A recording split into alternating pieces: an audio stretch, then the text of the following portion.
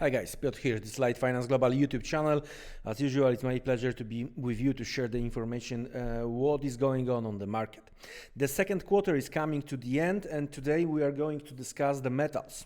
We are going to discuss gold, silver, palladium, platinum, based on what kind of the performance we've seen during the second quarter, so first half of the year. And we are going to make the update later on at the very beginning of the third quarter, so second half, second part of the year. Starting with the gold, it looks like it might not be hedged against the inflation anymore, because taking into the consideration what numbers we are getting when it comes to the inflation, and trying to check what is going on with the gold price, it's completely messed up, and it's not connecting anymore, right? That's quite strange. That's the monthly chart of the gold here we have, and let me show you what I'm talking about. That's gonna be very interesting, and I'm going to place the red line and red dotted line. That's gonna be a yearly open, right? So quite crucial level. And as you can see, the first part of the first half of the year, so I'm talking about the first quarter, right? It wasn't that bad. The gold went higher, hit almost the previous high. The second quarter doesn't look that bright, right? We still have a few more days to try to do something, but the way the quarterly candle looks like, I can't see so optimistic, right? So the first quarter we are trying to go higher, we hit all-time high almost, and the second quarter we are just moving lower. So for all of you guys who are treating the gold as a hedge against the inflation, completely didn't work out. So we gave up all the gains from the first quarter. The second quarter we are giving up totally, right? So depends where we are going to close. That's gonna be very important, because we might close a little bit higher, especially above 1900. That will be quite positive from the monthly chart perspective, but I don't think we are going to do that. Never say never. That's the thing, right? But when we are talking about the downside, what could be the next level to the downside? Well, what we are trying to hold, right? What we are trying to hold for now is this weakness. Just one second. Is this weakness we've seen over here, right? There you go. But I wouldn't treat that as a super strong. Even we've seen some kind of the double bottom. Why? Because the real weakness, I think, is here, and that's where we are going from the bigger picture. Why? I'm going to explain you in a second. All right. That's the nice double top formation. And at least we are going to test the level I'm talking about from the very easy perspective. Either we are going to hunt these stops, right, to move lower and to try to hit 1600 or 1580, and we are going to see strong reversal like this and the new high. All right, that could be the key. Or we are going to confirm the double top with the break below this weakness, and the weakness retest, and it push us lower into the mid of that range. In that case, we are talking about the levels close to 1200. That's the monthly chart, guys. That's not gonna happen tomorrow, right? So let's have a look what we have when it comes to the weekly chart quickly. And the weekly chart is bear flag. That's what I see here, all right? And we are trying to hold. Would be good to see attempt to break higher with strong sell-off going on at the very beginning of the third quarter or in the middle of the third quarter. Why? Because we have the summer holiday season, right? Low liquidity, low volume, very easy to manipulate the market lower. And in that case, as you can see to the left, that would be the zone we were talking about on the monthly. That would be the retest of the 50% of this particular consolidation ahead of the move higher, right?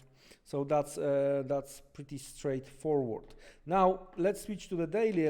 Let's try to find some daily trading plan based on what we were discussing. Well, I would say that I would look for selling opportunity, right? I would look for some selling opportunity. Okay, if we are going to reach either 1900 or 1950, all right? So I would look for selling opportunity here, okay, the red line from the monthly chart. Or if we are going to double the particular current range we have, and that's gonna give us 1500, 1950, 1960. So that's the selling levels medium term, in my opinion. When it comes to the buying, either you are looking for the stop hunt we were talking about, right below this low, and opening 1600, 1580, but you wanna, and you are not buying here, you wanna see immediately rejection of that levels, going back well towards yearly open pullback, and that's your entry. At least the first target is gonna be the third top around the 2050 or so. So that's how the gold looks like. Let's have a look what we have from the medium term perspective on a silver. Well, guys, you know, if we do have a risk on, most probably silver is going to perform better than gold. If we have risk of probably gold is going to perform better than silver. So you may try to trade silver versus gold. You may try to trade based on the sentiment, long, short.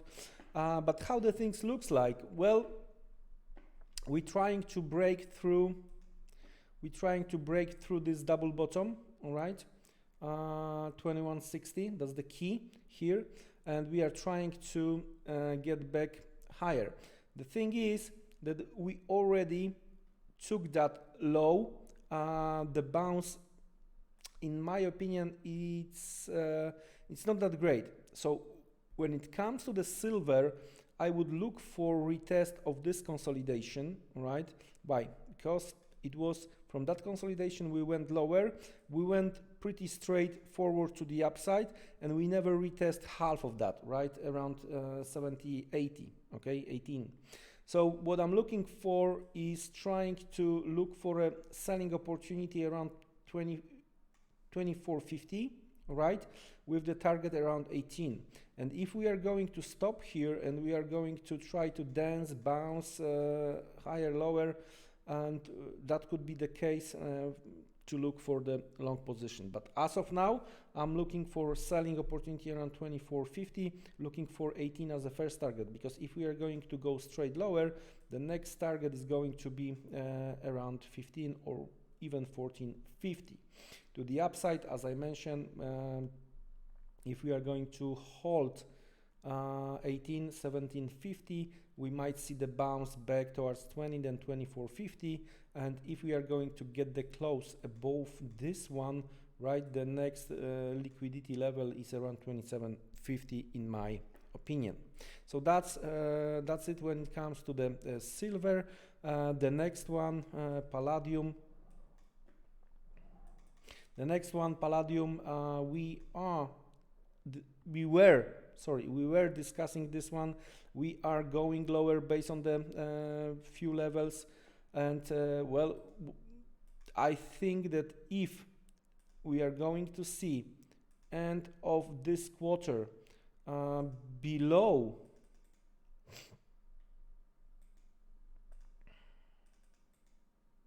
if we are going to see end of the quarter below current level, right, that's what you have to take into the consideration.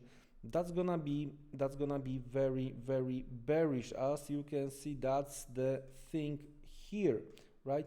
So the levels below 1940, 1930 not working well from the bull's perspective, right? So it was the breakdown, nice retest, continuation to the downside. So how low can we go? Well, very good question. I would try to make the easiest simply measure, right? So in that case, the levels close to 1800 is the name of the game. From the bull's perspective, as of now, you have to be patient, right? And if we are going to get back above and try to hold this 1940, 1930, that could be the entry, but we have to get back above. Otherwise, 1800 could be the name of the game here. And finally, the last one, Platinum, all right? No change here. We are